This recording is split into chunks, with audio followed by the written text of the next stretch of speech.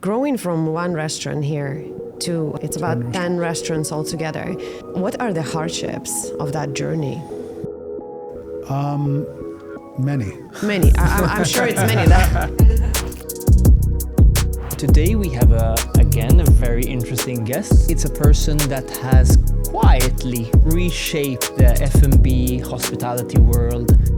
Is the founder of the Maine Canary Club and Fighters brand. Definitely, now everybody knows. Joey Ghazal. Welcome, Joey. I just remember now, we should have had oysters here now. I would have loved that. I mean, it's a funny story. So my dad actually wanted me to get into hospitality. I remember at a young age being like, absolutely not. I have no interest in hospitality. Well, why specifically hospitality? I think he had a friend who was a hotel manager. Yeah. And he just thought it would be a good thing for me. Are you afraid of failing? No, I mean, I think you have to fail. It's okay to fail. It's a question of how you recover yourself. And there's a lot more to restaurants than a beautifully designed space. And I've often said that the only decor that a restaurant needs is people. You know, if you create a beautiful restaurant, is a busy restaurant. That's a well said, definitely. Hi Valeria. Hi Shad, how are you? I'm good. How are you doing? Good. How was your week? Good week. Productive week. Productive? Yeah. Amazing. All my weeks are productive. Valeria, today we have again a very interesting guest. I would say it's a person that has quietly reshaped the F&B hospitality world into something that we maybe are not very used to in the Middle East. More of a homey feeling, more of a lived-in feeling, yeah. Authentic. He is the founder of the Maine Canary Club and Fighters brand. I think maybe some of the people now have figured Definitely, out. now that everybody knows. Welcome, Joey Ghazal. Thank you so much for coming. Good to be here. Yeah, we're very happy. Yeah, we're so happy and long waited. We finally made it. I just remember now. We should have had oysters here now. I would have loved that. Oh, yeah, you should have asked. We should have asked. We should have asked him. We should have said, bring some oysters. I think that would be a great idea. Maybe for we keep it for the next time. The after party. Joey, welcome. I'll just hit it right away. You grew up in such a multicultural setting. You mentioned that you lived in Dubai, you lived in Montreal, you spent your summers in Maine. When did you actually understand that F&B and hospitality is something you want to pursue? Because you mentioned before when we were speaking that it was at a very early stage. How did it all start for you? I mean, it's a funny story. So my dad actually wanted me to get into hospitality. He offered to send me to Cornell University. As you said, I grew up in Dubai. My parents moved here in 1975. So actually, I've really been here my whole life. And I've seen firsthand the city grow to what it is today. But he wanted me absolutely to get into hospitality. And I remember at a young age being like, absolutely not. I have no interest in hospitality. Well, why specifically hospitality? I think he had a friend who was a hotel manager. Yeah. And he just thought it would be a good thing for me. But I think I was always interested in entertaining and throwing parties, and I would watch my mom throw these elaborate dinners, and I was just sort of very interested in this world. Yeah. You have to remember, I'm a child of the 80s and 90s, so it was pure entertainment there. And when I graduated high school and went to university in Montreal, I got into film, and sort of I've always been interested in cinema. I've always been interested in kind of this. Creating this other world. Dramatic. Yes, this other, the settings. Transporting people to another time, to another place. Yeah. I think that's a kind of a core interest of mine, and I think very hard about how to do that. Because that's what you studied. You studied film, right? I studied film and I studied politics. I mean, Wow. and so it was either I was going to be, a director or a politician, or I was going to be a diplomat. I guess now I'm both. And that's how I got into it. And I think at the age of 18, I started, working in restaurants just to sort of, make some extra cash while I was in university. And I got sucked into it. I was completely obsessed. I went to London in 2000. I was 20 years old and worked for Soho House when Soho House only had one club. And I worked there for a couple of years. And just being around all those celebrities at the time when Soho House was the hottest thing. Yeah. It was, yeah, it was infectious, and I was just completely drawn into it. So, and I did all the positions in operations. I was a waiter, I was a bartender, I was a manager. When I became director of marketing for a large restaurant group in Canada, I started to understand the other side of the business. Right. You know, design, branding, you know, even finding locations, picking the right locations, raising the money, building the business. The things that people don't get to see. Yeah, sort of another side of the business. Full spectrum of things that you need to know when you want to get into hospitality. Yeah. There's a lot of people that want to get into hospitality, but they didn't go through it all their life. They didn't see all those. They didn't learn firsthand all those things. It's you need to know all of it.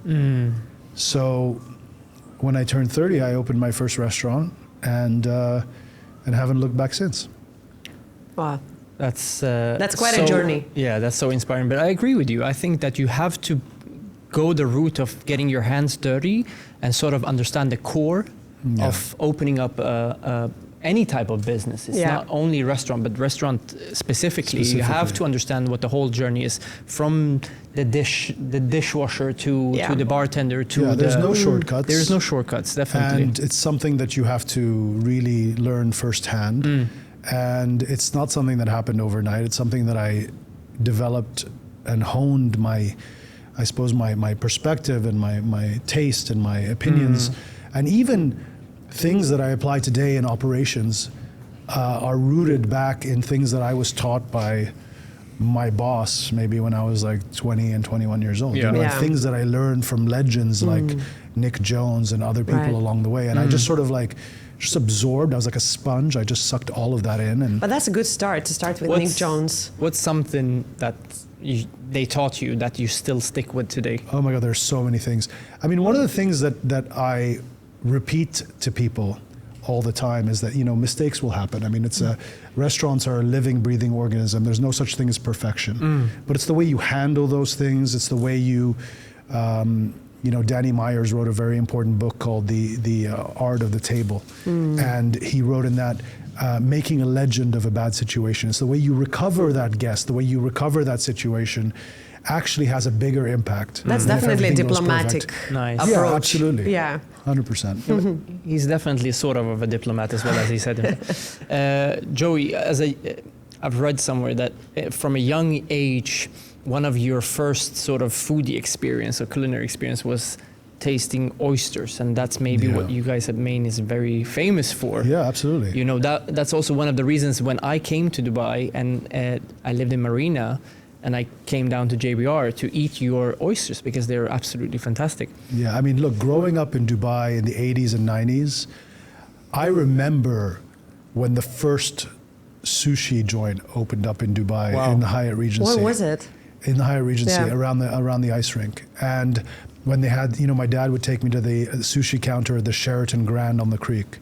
So, you know, I remember when things were introduced to the city, because, you know, it didn't happen overnight. How has that changed you or the way you guys think today? I mean, first of all, you know, being someone who's lived here my whole life, I approach everything I do with a certain reverence and nostalgia of knowing how Dubai started. Right. So I have a kind of a unique perspective in that sense. You know, I lived that sea change that happened, and I saw it happen. I mean, I used to go to the cinema when there was one cinema. You know, and they would play one movie for 6 months. It was not the VIP experience. It was the Al blanket Nasser Lajalan cinema, and I went to see The Bodyguard. I think it played for 6 months. Yeah. Oh, wow. So yeah, I mean, I remember Dubai when it was much simpler times. You know, I remember walking along kilometers of beach, and you know, when there were like 2 hotels. You know? So I approach the reason I'm saying that is I approach everything with that kind of sense of nostalgia for Dubai, because in my mind, it's still the small town that it was. I mean, for sure now there's a lot more choice, and people are spoiled for choice. But I approach Dubai in that sense of like, actually, it's a very small community, similar to then, that, you know, goes out multiple times a week, and that's sort of the way that I've always kept it in my mind. Do we have too many restaurants? There's definitely people are spoiled for choice, as I said, and there's a bit of a crisis of abundance. And I think people have a hard time focusing in all the noise, which I find actually very interesting. What is the thing that rises above the noise that makes you stand out? And we're also very interested in that. Do you have an answer? If you have an answer, I think I do have an answer. I mean, I think I've operated with that kind of that ethos and that philosophy for the last 10 years that I've since I started the Maine in JBR. I think it's about honesty. I think it's about integrity. I think it's about creating trust. I think it's about, having a very firm and strong tone of voice, an opinion. You have to know what you're trying to say. And from the very beginning, the Maine was built around the idea of creating a democratic, safe space, premium casual, where people could come multiple times a week. It was designed as a place where, that could entrench itself in different communities, whether it's JBR or Business Bay or Studio City, a place where people could feel comfortable to come. And you could dial it up and dial it down as necessary. So if you're going on a Monday night for just, a casual meal, that's great. And if you're going to impress guests that are coming in from out of town and you want to do the Tomahawk and the Seafood Tower, you could do that also. But ultimately, it's about creating a place that people feel comfortable, somewhere that connects with people, somewhere that resonates with them, somewhere that's familiar. And I think all the choices that I've tried to make over the years have been with those things in mind. Yeah. Joey, I have one question. Sorry, Valeria, I know that have a question. We can sit here for a long time and speak because it's very interesting. You said that obviously you have a background in F&B and you worked since you were 20 years old and you learned a lot of things. And you talked a lot about trying to understand what's the right concept, what's the right location. Was Maine JBR, a strategic move? Or was it just a coincidence that it happened there? No, it was a complete coincidence, but it didn't, it wasn't luck. The location was a coincidence. I had developed multiple brands in Beirut in the past, and I had tried different things. And the Maine was kind of an extension of a brand that I'd been playing with for a while, for a couple of years before that. Okay. But I understood that the Maine, at the root, was a brasserie. And a brasserie is very much a place where people will go multiple times a week. It's affordable, and there's a certain logic, there's a certain rule book that you have to follow when you're creating a brasserie, and that is, the long bar that people can either stand at or sit at and eat dinner. The perfectly shaped room where the energy of the bar and the energy of the exhibition kitchen feed into each other, where people feel the hustle and bustle and the dynamism of the room. The right kind of lighting, materials that feel timeless. Nothing is polished, nothing's new. And I think that this is something that a lot of people get wrong these days, which is there are certain materials that you choose in designing a restaurant that make it feel weathered and lived in. There's a certain way to design a room that makes it feel storied and as if it's been there for 100 years. And then there's a way where you can make it feel too new, too cold, too inaccessible, too unfamiliar. It doesn't connect with people. So, for example, when you use marble in a room, there's a lot of marble in Dubai, let's be honest. That is a very cold material, unless the marble is honed or polished in a certain way, unless you choose certain colors of marble, or unless you treat it in a certain way. Leather, stone, brick. Also, we live in a city that's primarily, everything is new build, right? There's no natural heritage or character to the buildings. It was very different when I did the project in London. But in Dubai, I'm okay leaving an exposed wall of concrete. I'm okay leaving exposed beams or exposed ducting, because that's what's there. So sometimes letting it be imperfect actually makes it feel cozier, more honest. That's what I meant by the honesty. At what point you actually realized that Maine became a reference point for a lot of people? Because it was 10 years back and we used to come to this place, like I mentioned, and it was very popular, I just remember I just moved to Dubai and it was all this witty gritty place where you can go, like I mentioned, after work for drinks. It didn't look superficial. It looked, like you said, very cozy. But when did you realize that it was actually a reference point for people in terms of design? I find that word superficial very interesting because clearly when people walk into a place, like, we're emotional creatures at the end of the day, right? Yeah. So for us, something has to resonate with us. You know, I think too often you will walk into a place and it feels over-designed or over-branded or outsourced. You know, you walk into a place and you feel that this was done by a branding agency and by a designer, and maybe it's too perfect. Yeah. Very, very often. Actually, these days, very and often. the Maine in yeah. JBR, I fell in love with the location precisely because it was in a garage, sandwiched between the garbage room and the delivery dock. That's true. It felt like somewhere really discreet. And the thing that I've tried to do in a lot of my projects is to create this false sense of expectation, where, you know, you'll be led into a place, like in Mayfair, you'll be led into a place and you're like, you're not quite sure what to expect. And then you go down the stairs and then this room, you know, this massive chandelier. Almost theatrical. Comes you know, is unexpected. Same thing with JBR. You walk into a place that is in a garage and it looks very industrial. You walk through the doors and suddenly the room opens up to you. Same thing in Business Bay. You walk into a side door in a hotel and then this triple height ceiling with 4 crystal chandeliers comes out at you. But it's done in a way that is very underdone. You know, it's about practicing restraint. It's about, sometimes I will come up with an idea and I'll backtrack. I'll be like, that's actually, it's too far. It's too concept-y. You know, it's too, I don't know. Pretentious, too, maybe. Yeah, just it doesn't give you the right feeling. I think pretentious is a good word. So I think a lot about those things. You mentioned that you had some restaurants in Beirut. Yes. Was Beirut a place for you where you tried out before you set, the full focus on Dubai, or? Yes. Yeah. It was very much. I mean, look, I'm always learning. Yeah. You know. Are you afraid of failing?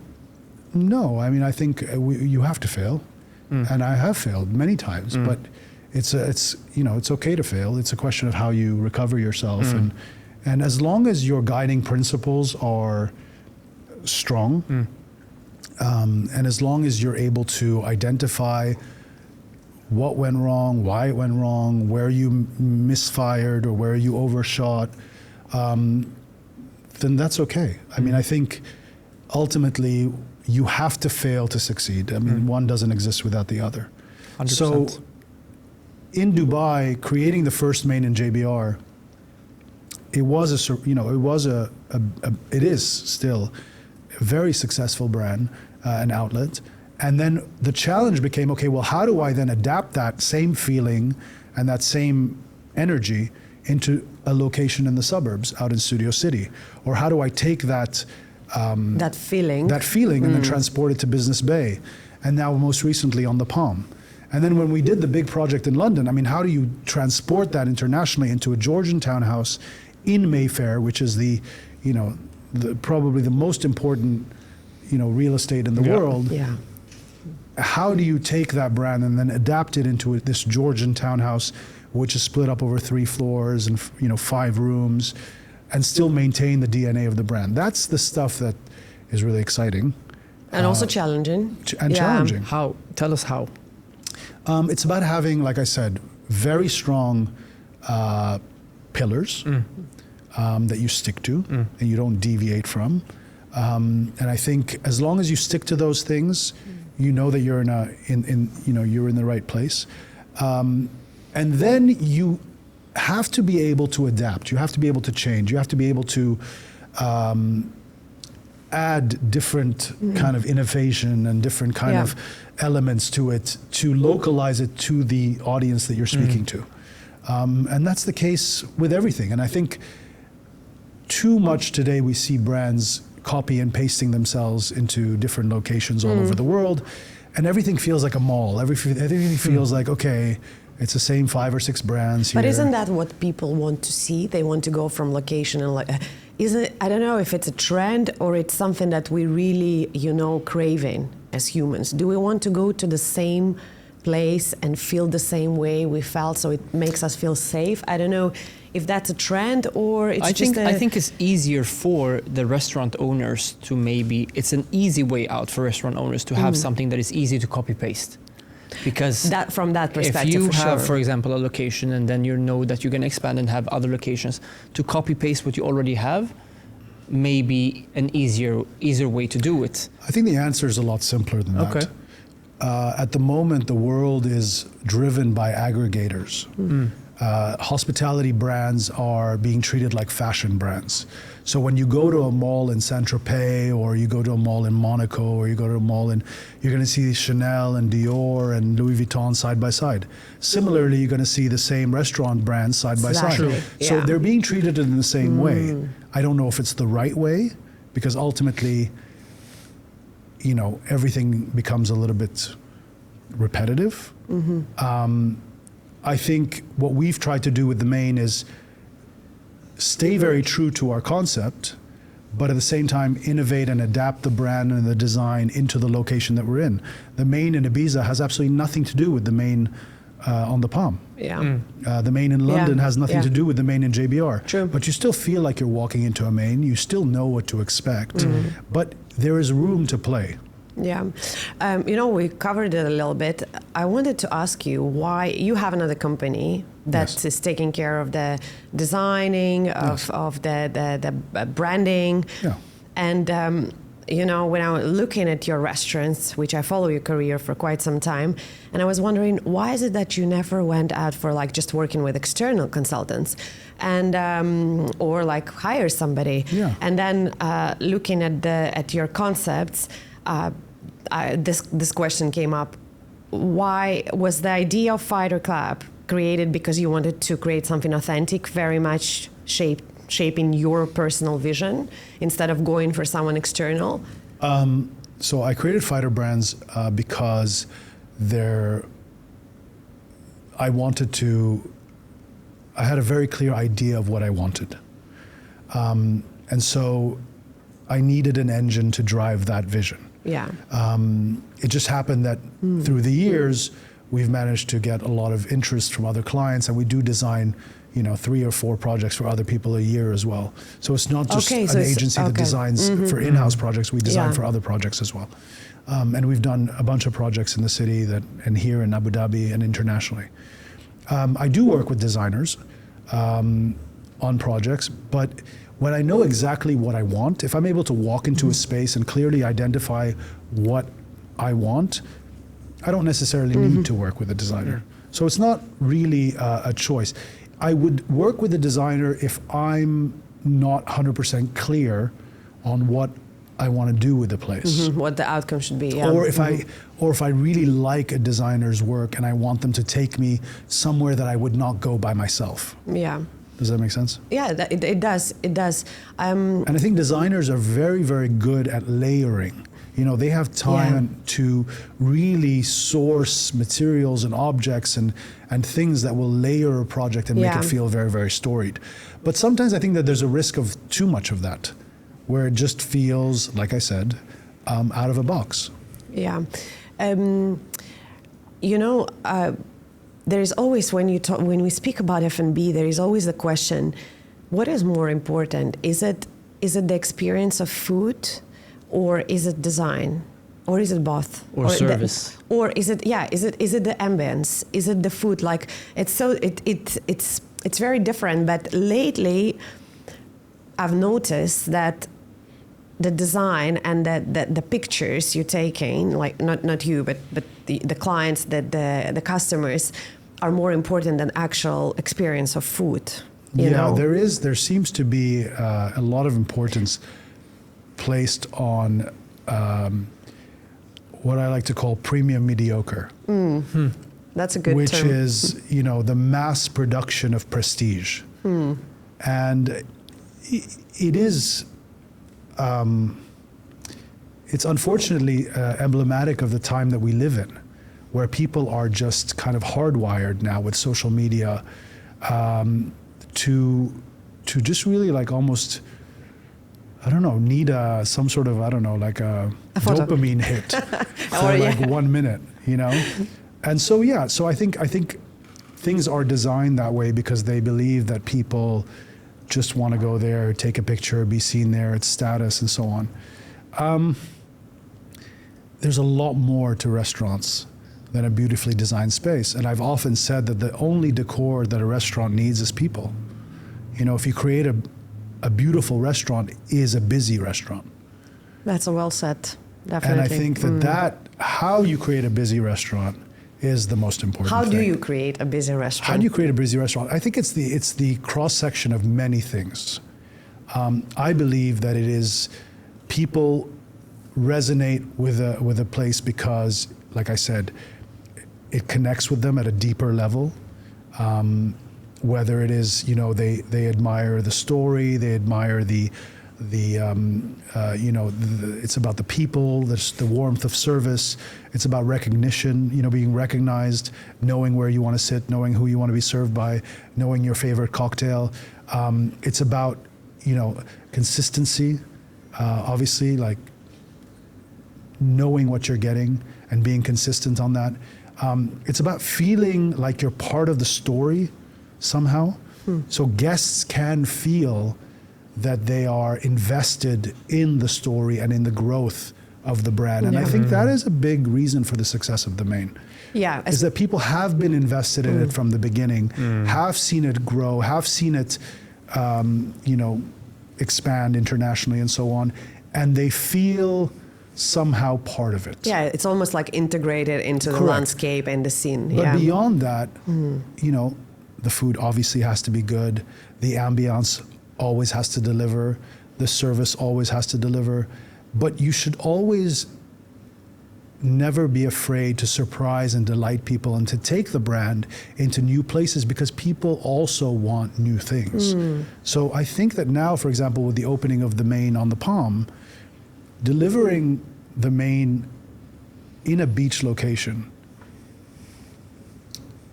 it's you're doing something that they know that what they're getting, but you still have to find a way to excite them and surprise them and delight them.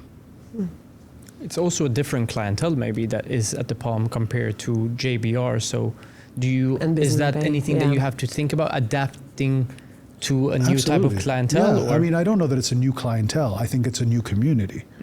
I think the majority of people that will go to that are the people that reside in the Palm, Yeah. which is why we've chosen to open a Maine in every residential community, because we recognize that now with the traffic and I think people once they get home don't want to spend 2 hours going Especially across in the Palm. town. Yeah, absolutely. For So sure.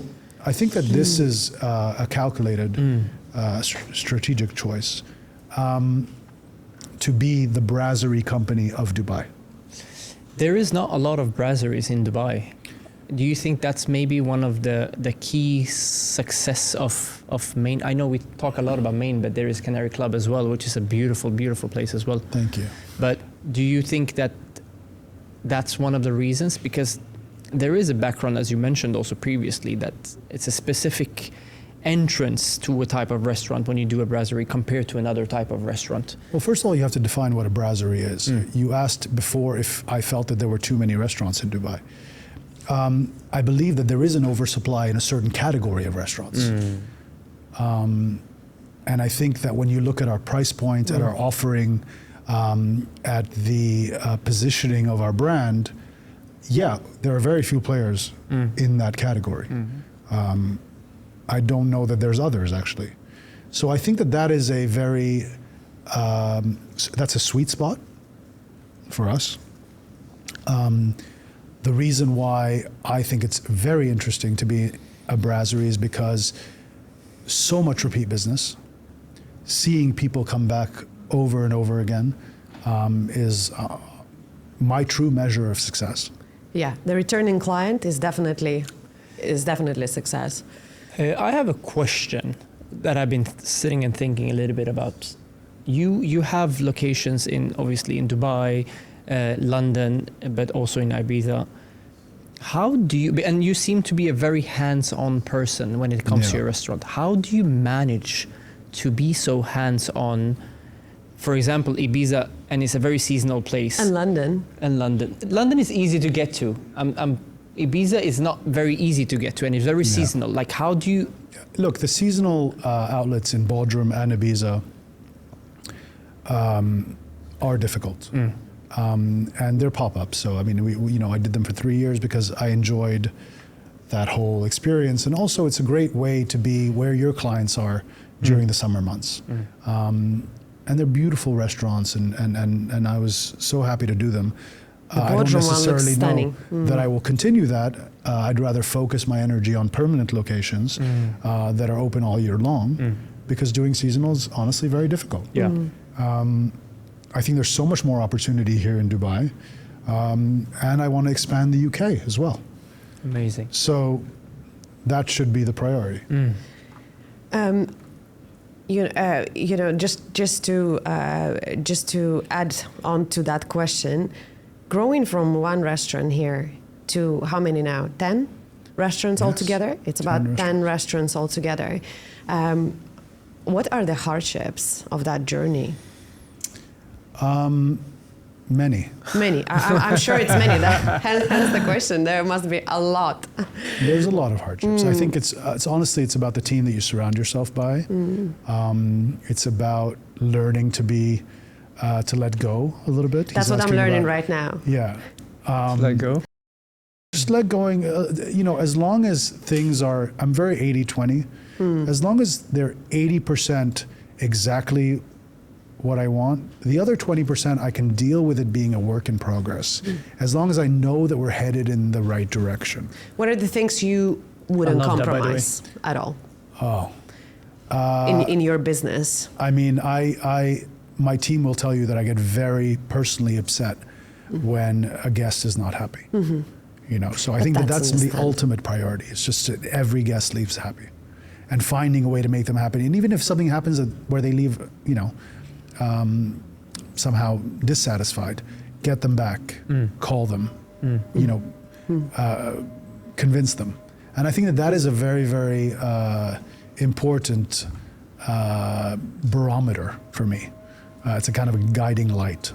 How do you think your definition of success changed over the years? From that moment when you started like very young, working at Soho House, like you said, and then in your 30s, opening your first business, and now running so many, different business internationally.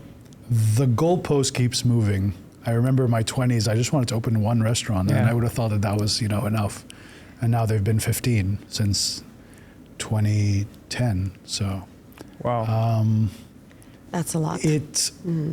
Success for me is when people trust you, or believe in what you're doing.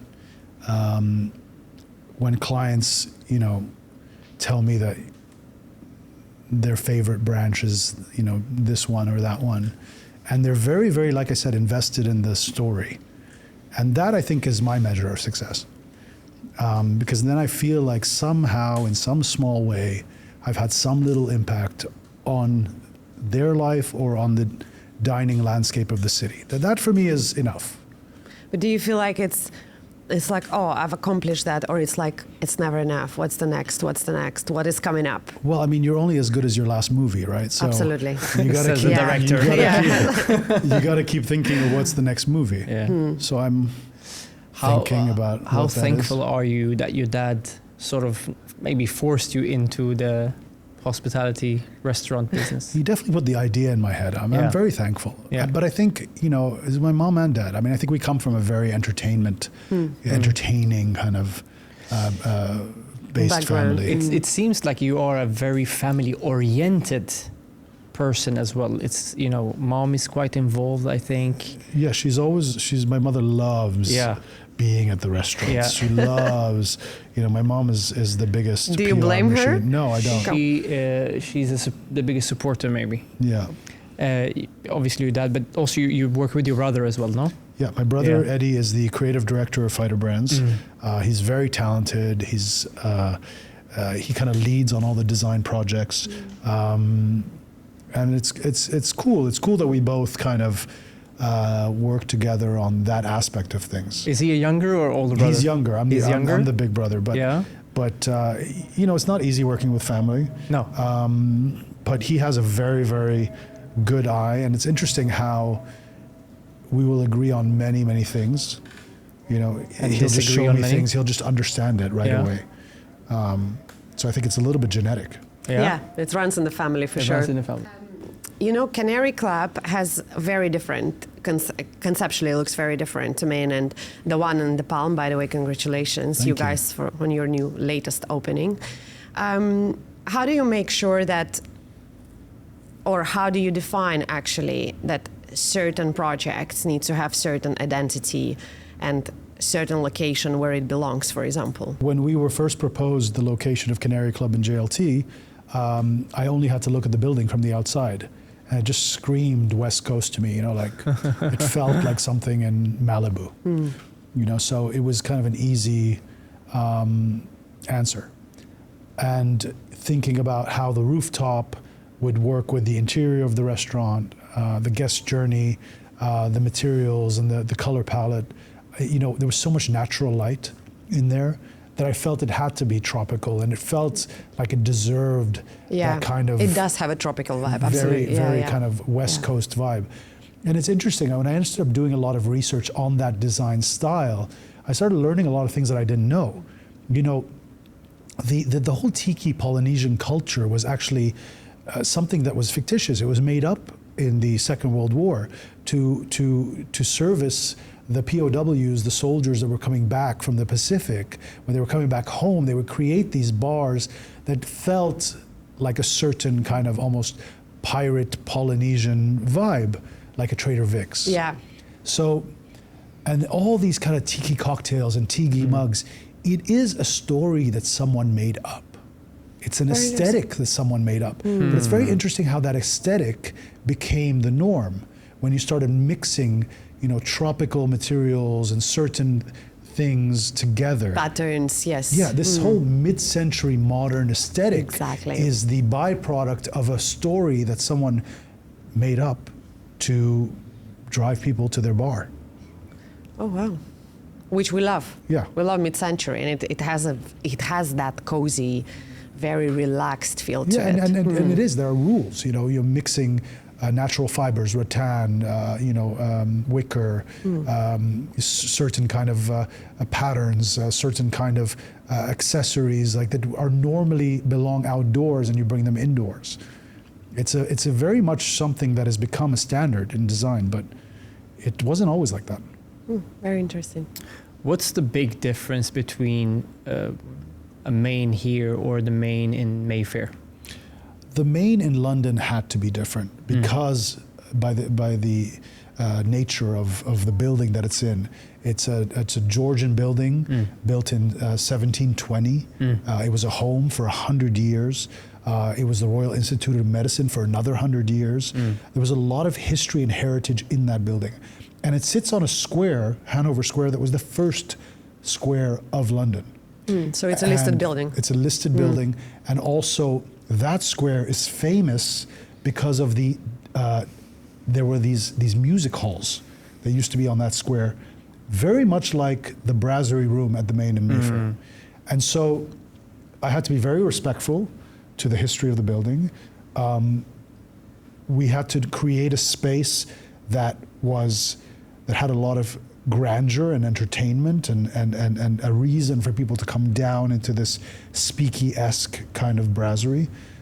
So it was a very fun project to adapt the DNA of the Maine into these different rooms within the house.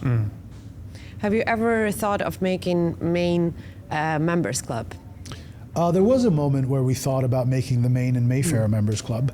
And naturally, a lot of members clubs are popping up now. It's kind of become the what do you think trend. about the concept of member club? Do you think it's still relevant, or do you think it's something that it's maybe dying out? Is it relevant to this region in particular? That's a very good question. I don't know if this region is 100% ready for a members club, but then I ask myself, is a members club any different from a wellness center or a gym or a place that you could frequent?